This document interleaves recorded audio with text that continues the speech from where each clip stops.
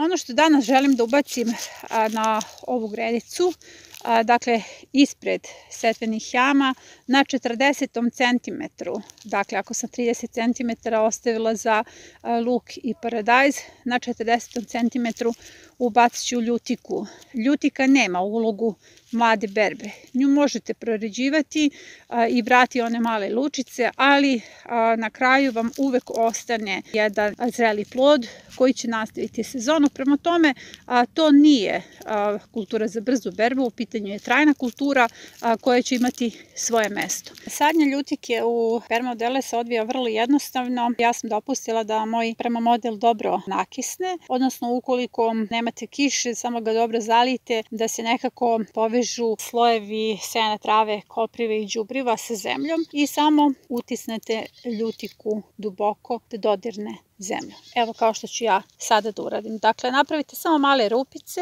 utisnete ljutiku, zatvorite ovu rupicu senom. Evo to ću ja sada da uradim. Razmak između ljutike treba da bude nekih 20 cm. Ponovo utiskujem još jednu i zatvaram slojem sena.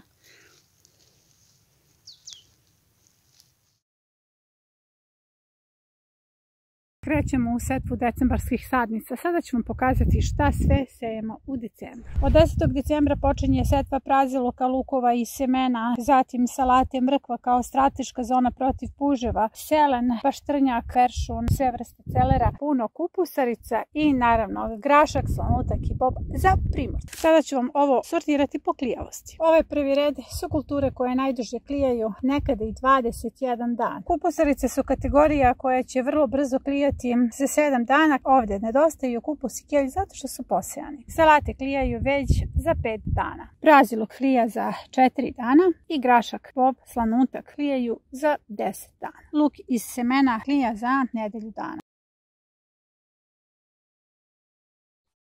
Da biste uopšte mogli da primenite ovaj program ranije setve kupusarica, potrebno je da odradite parcelizaciju vaše bašte.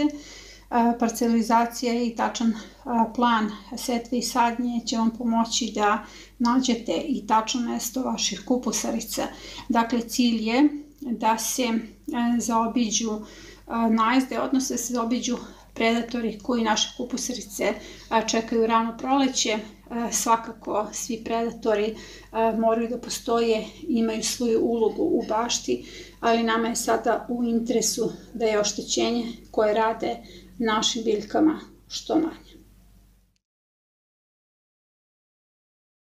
Iako postoji epizoda šta sadimo u decembru, u današnjoj epizodi pokazat ću vam na koji način ćete pripremiti decembarske sadnice i na ovom spisku se nalaze biljke koje sejemo u decembru kao sadnice za narednu sezonu. Pao je sneg, ali malo pažnje, primorci idu u setvu prvog turnusa, graška, slanutka i boba. A ova vest je za sve vas važna jer 10. decembra ulaze u setvu primorci, 10. januara kontinent, 10. februara planine. Sejemo bob, slanutak, grašak. Pripremi čaše koje su pune supstrata, po 24 čaša boba, slanutka, graška za prvi turnus po projektima. Rasporedi po 5 semena graška, slanutka i 1 seme boba. I sada sve to lepo utisni 2 cm u dubinu. Smesti u gajbe, unesi unutra da klija i kada niknu izbacuješ van. Sad ću da vam pokažem kako radite setvu decembarskih sadnica. Napunite posudu do 2/3 supstrata. Nakon toga stavite ubruse i ubruse ćete pošpricati vodom. Dozirajte semena i stavite preko foliju i ide na naklijavanje u neku toplu prostoriju. Nakon 4 dana proveravate da li su se pojavile prve klice i pogledajte ovu rosu, to je ono što nam treba, toplota i vlaga. Sada ćemo zajedno da provjerimo šta se ovdje desilo. Evo, to su prve klice. To je taj moment koji je potrebno uloviti. Upravo sada preko ovoga ide centimetar zemlje. Centimetar zemlje preko klica. Ova folija se sada vraća jer ona je jako bitna kao zaštita biljaka. Zapravo kompletna ova žardinjera i sve decembarske sadnice sada izlaze na balkon. Molim za malo pažnje, kontinent ulazi u setvu cvekle već od 15. januara. Hajde da vidimo koju ćete sortu izabrati. Kad uđeš u poljoprivrednu apoteku, izabereš prvu sortu koja ti se dopada, ali sada ću ti pojasniti da to nije baš tako jednostavno. Egipatska cvekla je rana cvekla, dospeva za 60 dana. Detroit srednje rana za 70 dana. Bikor dospeva za 100 dana. Cilindra dospeva za 130 dana. Upravo je ovo Bikor koji sam ubrala kada je prilično mladi plod, stoji već 2 meseca u skladištu i kao što možete da vidite, potpuno je sveža. Zato sve ove sorte izaberi, poseješ ih i imaš berbu sveže cvekle tokom čitave godine.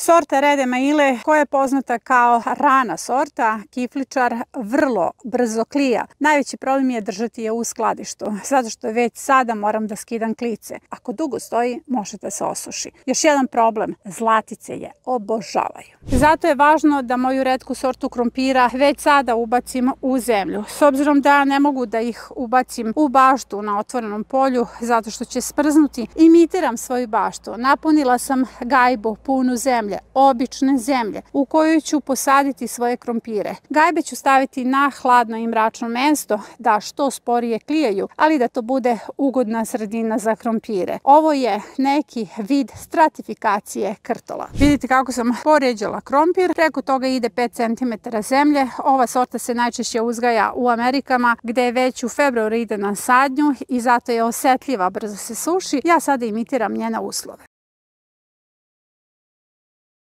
Nekada sam ja bila u zemljanoj biobašti, sada sam u permamodelima. Pokazat ću vam jednu od ključnih razlika. Ovo je broj alatki koje sam nosila svaki dan kada sam bila u zemljanoj biobašti. Pogledajte ovo. To je minimum 5 alatki koje je potrebno za različitu obradu zemlje. A pogledajte sada, nosim samo jedan, uglavnom radim rukama. Seme ide na mokru zemlju. Zašto je to tako? Zato što ako na suvo punjenje, koje je kombinacija zemlje, komposta i đubriva, stavite seme, nakon zalivanja seme će pasti duboko. Ovako će prvo zalivanjem da se sabije ta zemlja, kao što sam to ja uradila. Nakon toga kada se stavi seme preko, seme neće propasti jer preko semena ide sloj suve mešavine, centimetar. Ljutika je posađena svuda, nad nekih 20 cm, tako se sadi ljutika. Ona je također vrlo važna kao ta zimska hrana. Kada se izvadi ljutika tamo negde početkom jula ili sredinom jula i oslobađa mesto za 3. kategoriju plodoreda, te lučice su odmah spremne za sadnju i na taj način možete da radite sadnju i imate ovako lep mladi luk. Svuda na ivici je prisutna ljutika. Meni ljutika osnov za nezavisnost.